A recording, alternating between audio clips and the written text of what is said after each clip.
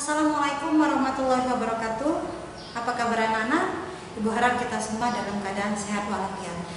Baiklah, pada pertemuan hari ini Ibu akan meneruskan kemarin tentang getaran dan gelombang. Hari ini kita akan membahas agak lebih dalam, yaitu mengenai gelombang bunyi.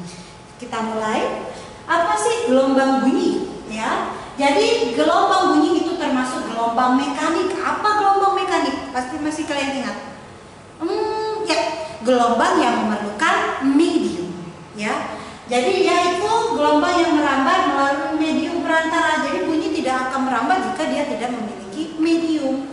Bentuk mediumnya bisa padat, udara, air, atau benda padat. Jadi semuanya itu bisa, Jadi contohnya kalau misalnya benda padat, ini tangan ibu, di sini kita terdengar bunyi, berarti ada medium, tangan ibu padat, Jadi kalau misalnya kalian berenang, kalian pukul percikan airnya, maka juga akan terdengar bunyi. Lalu kamu bisa mendengar suara ibu di sini, itu dikarenakan adanya medium udara. Jadi kalau misalnya tidak ada medium, contoh itu ada di bulan itu tidak ada udara yang merambat, maka kita sebesar apapun yang kita ucapkan maka tidak akan terdengar. Kenapa? Karena tidak ada medium atau zat perantara.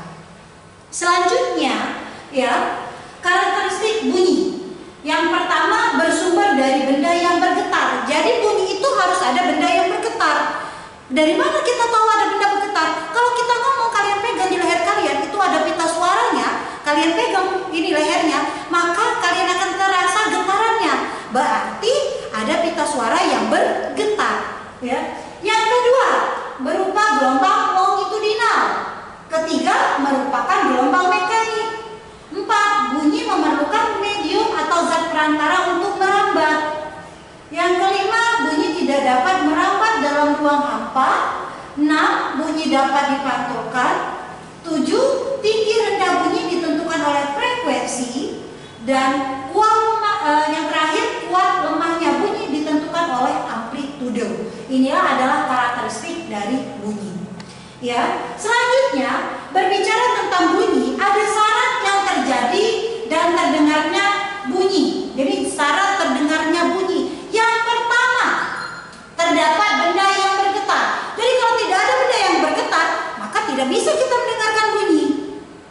Yang kedua, terdapat medium. Jadi syarat yang kedua harus ada medium.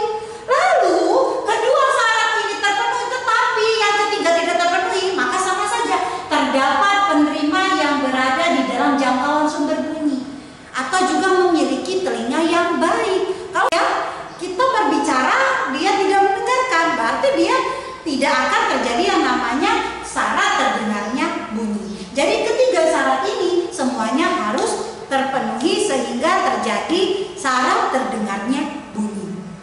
Selanjutnya ada pengelompokan bunyi berdasarkan frekuensinya. Ini dibagi menjadi 3. Yang pertama adalah infrasonik.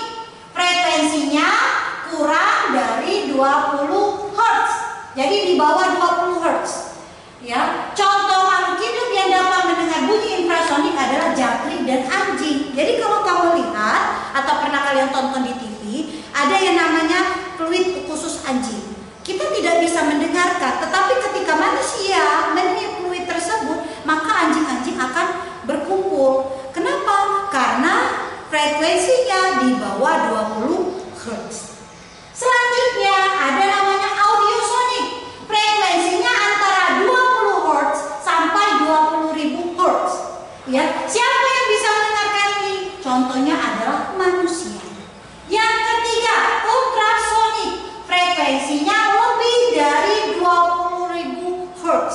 Siapa yang bisa mendengarkan? Kelelawar dan lumba-lumba. Sekarang kita teruskan yang berikutnya. Kalau berbicara tentang gelombang, pasti ada orang kaitannya dengan cepat rambat gelombang. Jadi begitu juga pada bunyi, dia ada namanya cepat rambat gelombang bunyi. Sama rumusnya seperti cepat rambat gelombang, yaitu rumusnya V sama dengan lambda per T atau V sama dengan lambda kali F. Di mana V adalah cepat rambat gelombang meter per sekon, lambda panjang gelombang meter, T besar periode, F frekuensi satuannya hertz. Selanjutnya kita teruskan untuk lebih paham, kita ke contoh soal, kita baca di sini baik-baik. 1. Gelombang bunyi dari suatu sumber memiliki cepat rambat 340 meter per sekon.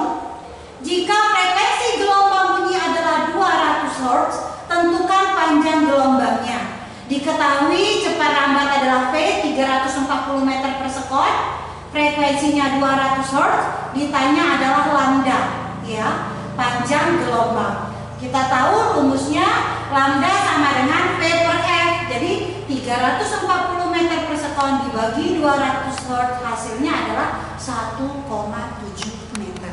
Jadi panjang gelombangnya adalah 1,7 meter. Untuk lebih jelas lagi, kita lihat contoh yang kedua. Bunyi dengan panjang gelombang 1,5 meter. Panjang gelombang satuannya, simbolnya apa? Ya, bentar, lambda.